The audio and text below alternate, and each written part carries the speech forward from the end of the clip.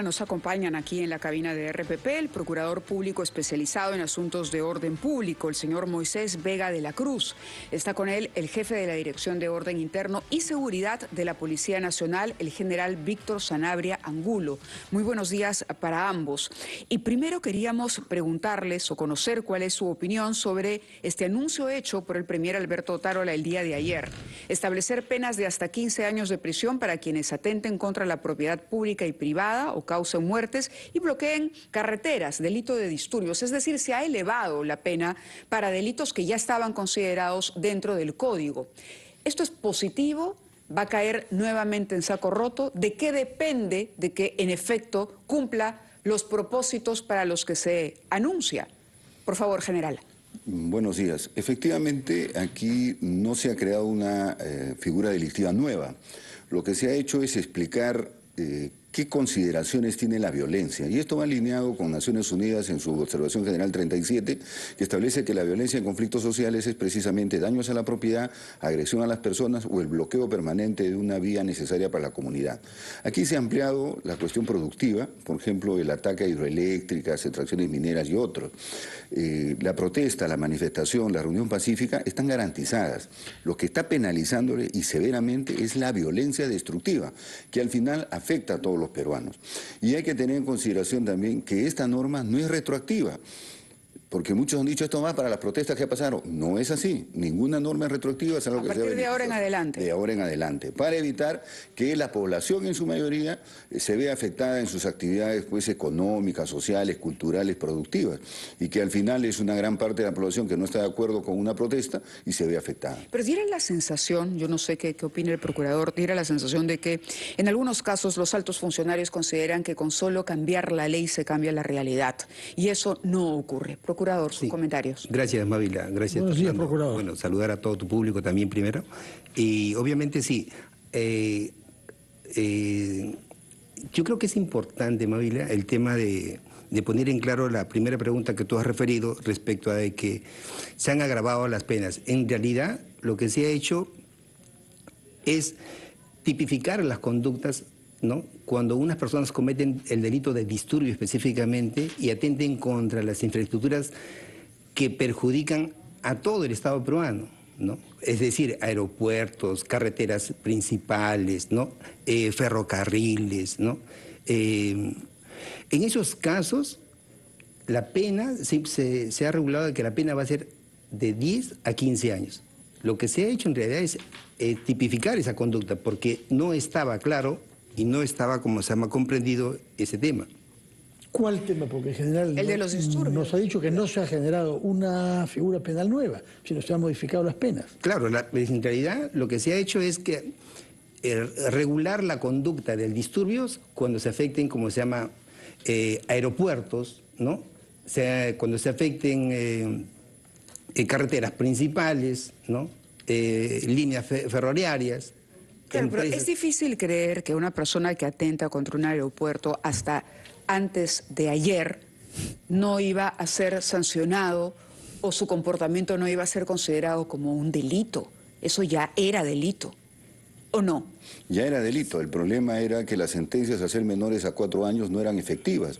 Entonces el poder disuasivo del sistema penal pierde vigencia. Y creemos que salir a protestar, destruir la propiedad, y como no vamos a quedarnos detenidos, nos da una impunidad que es dañina para la sociedad y es dañina para el Estado porque pone en peligro los servicios esenciales.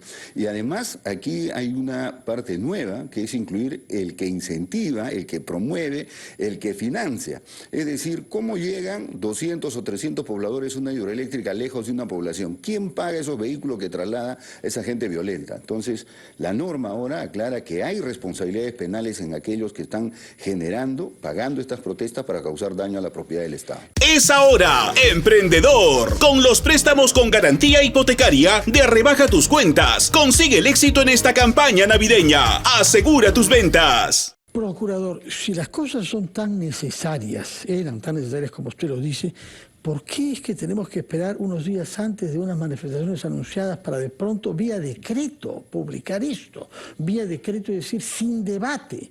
Este tipo de temas deben ser discutidos en el Parlamento, que para eso existe, ¿no le parece? Ustedes, por cierto, hacía tiempo que querían que se aprueben estas medidas, pero no querían que se apruebe por decreto, sino vía ley, ¿o no? Mire, respecto a nosotros, le comento, esta propuesta de modificación, de implementación incluso de las conductas de colaboración y financiamiento a los delitos de disturbios, e incluso este proyecto se solicitó incluso que se impongan penas de multa e inhabilitación a las personas que cometen estos tipos de delitos. ¿Por qué? Porque en el Código Penal los delitos sancionados y que atentan contra la tranquilidad y la seguridad pública son sancionados con penas de multa e inhabilitación. Y en los delitos de disturbios y entorpecimiento no estaba regulado, ¿no? Entonces, las personas que cometían delitos de disturbios y entorpecimiento... No ahora, okay, sino ¿por qué aprobar vía decreto algo que tiene un impacto sobre el país? Sí, solamente para comentarles... ¿Porque se han dado cuenta que hay una manifestación dentro de 3 días? No, no es cierto. Pero entonces, ¿por qué se publica? Mire, le comento, este proyecto sale hace 3 años. La Procuraduría promueve este proyecto desde hace 3 años. Sí. Obviamente nosotros venimos trabajando... Para una ley. Para una ley. El tema de nosotros como Procuraduría, yo como Procurador, lo que yo necesito es herramientas para hacerle una lucha frente a estas personas que cometen los delitos de disturbios y entorpecimiento. Y nosotros consideramos que de ninguna manera se vulnera el derecho a la protesta, ¿no? Creemos que para nosotros, como Procuraduría, como abogados del Estado... La pregunta era sobre el carácter de esta norma.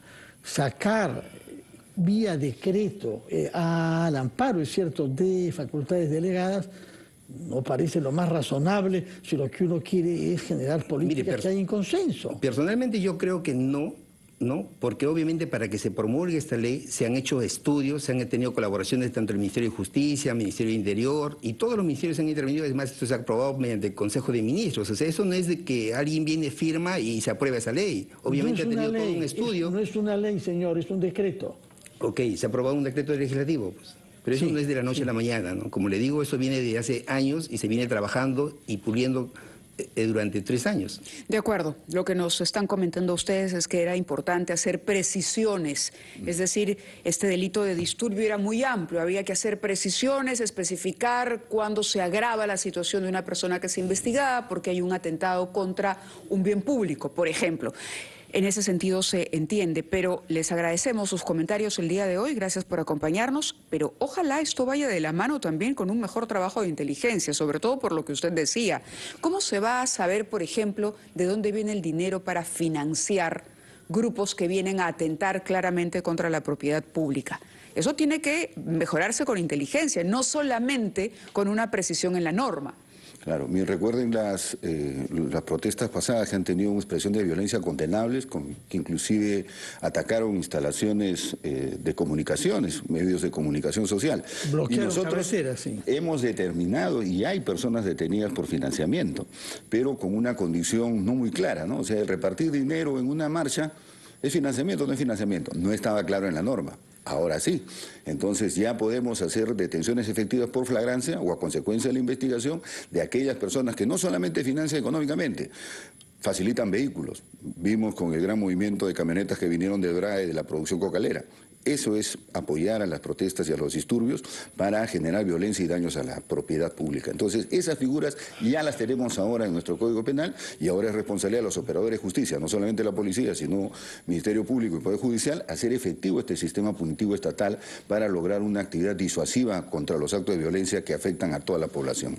Sí, si me permite, doctor Mayra, mire, solamente aclarar y obviamente poner en claro de que con este decreto legislativo lo que se ha regulado ahora son las conductas de colaboración y financiamiento a los delitos de disturbio y entorpecimiento. Mire, todos sabemos, Mávila, todos sabemos que existen personas que obviamente colaboran y dan dinero, ¿no? Es más, nosotros hemos podido ver, ¿no? En la Procuraduría existen más de 2.000 casos por delitos de disturbios y entorpecimientos. Y en esos casos, obviamente, se ha dejado de lado el tema de de sancionar, investigar las conductas de colaboración y financiamiento. Existen personas que transportan a personas con lanzas, con piedras, con machetes, ¿no? Existen personas que pagan a las personas para que bloqueen esas carreteras, claro, cantidades de dinero. Claro, procurador, sí, entendemos la figura que usted considera positiva en la medida en que ahora ya se ha tipificado claramente que apoyar o subvencionar este tipo de marchas que tienen un objetivo, ojo, no solamente de protestar, sino de atentar claramente contra establecimientos claves en el funcionamiento de la sociedad, van a ser ahora sancionados. Pero reiteramos, esto tiene que ir de la mano con un trabajo de inteligencia que sepa diferenciar lo que es el apoyo, por ejemplo, a una protesta pacífica que de pronto luego deriva en violenta, pero que la persona que colabora al inicio no tiene por qué anticipar o saber que esto va a terminar así, de quienes verdaderamente organizan grupos para ir contra los bienes del Estado. Les agradecemos su presencia esta mañana con nosotros, muy amables. Son las 9:03 minutos, vamos al resumen.